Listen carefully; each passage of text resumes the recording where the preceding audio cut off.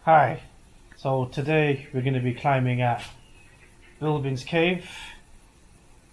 Now this cave seems like it's had its best days, I'll be honest. But it's limestone, so you're crimping on irregular shaped holes, so you'll probably always have a chance if you have good indoor strength when it comes to climbing. So probably try and warm up, try and familiarise myself with the rock, and try and see if I attain the ultimate gains with the ultimate manifestations, so that I could develop and expand on my current ability and take myself to the next level. We've got a few people here today, but hopefully it'll be a good day. Cool, we're going to try a 7A now. Where apparently a girl dislocated her arm on the other day. But I'm going to try and warm up on it because I'm already trying to conquer my inner fear. So this climb consists of basic crimping strength. As you can see, there's nothing fancy here, it's just pulling off the ground. Now the slow robotic mechanical movements only because I'm warming up. And I'm quite stiff as a climber, to be honest. I climb like in slow motion just to get a feel of the holds. It allows my body to warm up faster. It allows me to exercise the blood flow through the veins in my arms, like at a pace whereby I could build up the warm up at a progressive manner. Furthermore, within this climb, you're also using undercuts, as you can see currently, and there's a bit of tension involved. But the key element for me when you're climbing outdoors is the safety element and controlling the neuroadrenaline response. So it's being absolutely careful and secure. That's why when you're climbing outdoors for the first time in a new area, it's absolutely essential to make sure that you are adhering to safety within your practice as the first and foremost element, and then trying to acquire the gains within that element, regardless of the grade. The grade is just an arbitrary number. It's about the experience and the journey and making the most of a situation based on your skills and your experiences.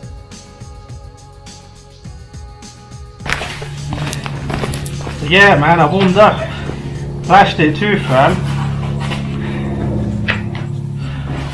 To be honest, I was kind of scared because the feet are always kind of a bit glassy, but sometimes you just have to make the greatest use of the gains which you establish indoors and manifest them on the rock when you get the opportunity to transcend your existence beyond the current realm of physics and beyond. Alright, so now I'm going to try to add a few extra moves onto the 7A, because that's what you do in bouldering, to give it a few extra gains, right? I mean, this should hopefully make it a 7C. I most likely won't do this, so don't get too excited, but I will try. This right here is my good friend Sam, who I met at the crag on the day, expressing his gains in his own unique way. He was clearly talented when demonstrating how to climb this 7C. But this climb basically just involves using various holds, like pinches and crimps. However, it's the feet, the glassy feet, which play on your subconscious mind. And it's controlling this irrational fear of slipping off and falling face first into the ground, whereby you can really learn to understand how to manipulate your body and exercise yourself in the best way to make it up in the most proficient manner on the wall.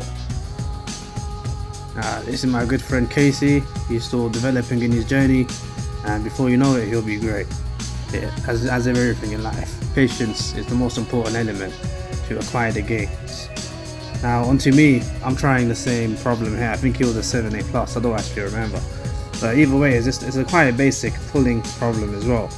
I mean, the crux move is probably the final one. You're basically moving onto a good jog, so you're moving off like quite a wide position on the shoulders. So I marginally missed the top there. However, like in everything, when you fail once, you gotta carry on again. And it's a process of repetition where you acquire complete mastery and understanding in your development that allows you to gain the trust and allows you to establish the gains and make up for the errors you have previously made, as I did on this climb previously. What are you guys doing now?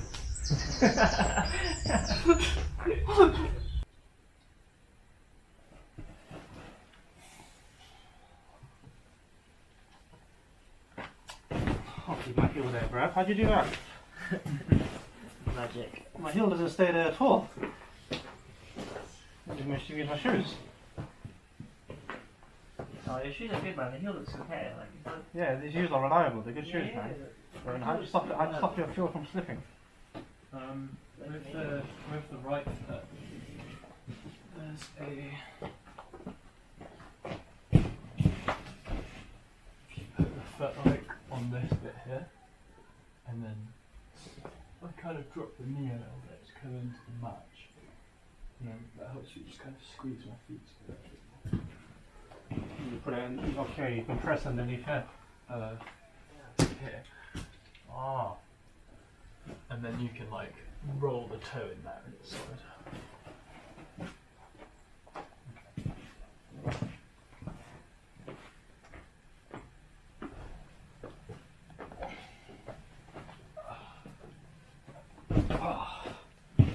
See what you mean. You're going to basically force yourself to fit into that box. Yeah, once so you it get can the hold the position right, tension. it's not too bad to take the handle. Now this final climb here weighed in at about 7B plus. However, the key difficulty within this climb was the crux was right at the top, basically because the fall seems a bit sketchy. A bit more sketchy than the fall than the other climbs. And that plays onto your mind. Plus it's the nature of the feet and the handholds, especially the handholds up there. They appeared to be quite trossy, and by trossy I mean they seem to be a bit dilapidated, a bit chipped. There seemed to be a bit of moss on it, so I couldn't really clean the holes, and because of that you're not really sure which hole you could use or not. It's trial and error, and because of my own unique situation I tried to avoid falling on my back from height. That's why I was playing it safe, so I didn't have too many attempts. If I got the final hold, the jug, which I was holding it, and I could match it, it was alright. Except, however, it appeared that the truss was just preventing me from being able to match the final hold. However, like undercut, and that out that bro. That's a realm of physical comprehension that I've not really unlocked yet. I would have broken the fifth wall of the Matrix. this is device disconnected. So keep persisting and resisting all the pain and the negative embodiments or thoughts within yourself that prevents you from even trying. You've got to keep going and try and fully maximize the effort whilst you're there, because you never know when your opportunity is going to arise again. You have to make the most of the situation and the circumstance that you find yourself in at all times in life, even if it doesn't always necessarily give you the result which you may also utmost want to seek. So like my good friend over here Sam, he carried on going right until the end. It's good to see, to be honest. When you have enthusiastic company around you who are willing to try hard and have good psych, and that build up of the community element allows you to want to try the climb far more so, and it makes the process and the journey far more enjoyable because you're sharing the experiences collectively as a team.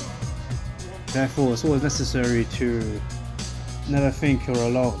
And like with all problems in life, when you share the problems, you halve them and downsize them, and you can make them into smaller chunks. And then this way you can analyze, break them down, and make whatever problem you may have in life more attainable in regards to the ultimate solution which you may seek.